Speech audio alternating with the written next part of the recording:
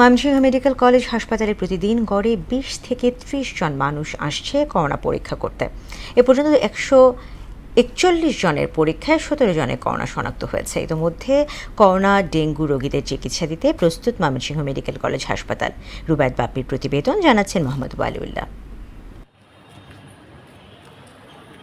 Mymensingh medical college হাসপাতালে ইতোমধ্যে ১৪১ জনের করোনা পরীক্ষায় আক্রান্ত হয়েছেন ১৭ জন। তাদের মধ্যে হাসপাতালে ভর্তি আছেন ২ জন রোগী। আর ডেঙ্গুর প্রকোপ এখনও বাড়েনি। করোনা রোগীদের আলাদা চিকিৎসা দিতে নতুন ভবনের ৮ তলায় প্রস্তুত করা হয়েছে করোনা ওয়ার্ড ও আইসোলেশন ইউনিট। আর ডেঙ্গু ওয়ার্ড চালুর বিষয়েও প্রস্তুতি রেখেছেন হাসপাতাল কর্তৃপক্ষ। প্রতিদিনই করোনা পরীক্ষা করতে ২০ থেকে ৩০ জন রোগী আসছেন এই হাসপাতালে। করোনা টেস্ট করতে আসছিলাম, করোনা টেস্ট করাইলাম। প্রতিদিন এভারেজে ২০ থেকে ৩০ জনের মতো আসতেছে। আমাদের অ্যান্টিজেনও চালু আছে, আরটিপিসিআরও চলমান। তাতে আমাদের অ্যান্টিজেন তো আমরা ইনস্ট্যান্ট পরীক্ষা করেই রিপোর্ট দেওয়া হয় ১ ঘন্টার মধ্যে।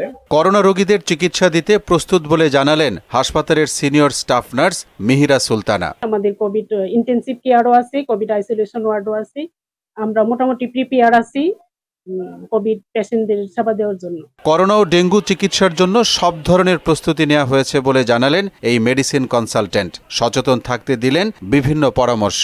আমাদের কোভিড এইবার যখন ১টা-২টা করে বাড়তেছিল, বিভিন্ন জায়গায় আমরা খবর পাচ্ছিলাম, তো তারপরেই আমরা এখানে প্রস্তুতি নেওয়া শুরু করি। পাবলিক প্লেসে আপনাকে অবশ্যই মাস্ক ব্যবহার করতে হবে। আমাদের যে হাত আছে এগুলা নাকে চোখে এগুলা না দেওয়ার চেষ্টা করতে হবে, দেওয়া যাবে না। এবং যে প্রয়োজন মতো হ্যান্ড স্যানিটাইজার ইউজ করতে হবে। এবং যে কোনো কাজের শেষে আমাদের যে সাবান দিয়ে পরিষ্কার করে হাত ধৌত করতে হবে। যে ডেঙ্গু রোগীগুলো আসতেছে এগুলো আলাদা আলাদা ওয়ার্ডেই চিকিৎসা পাচ্ছে।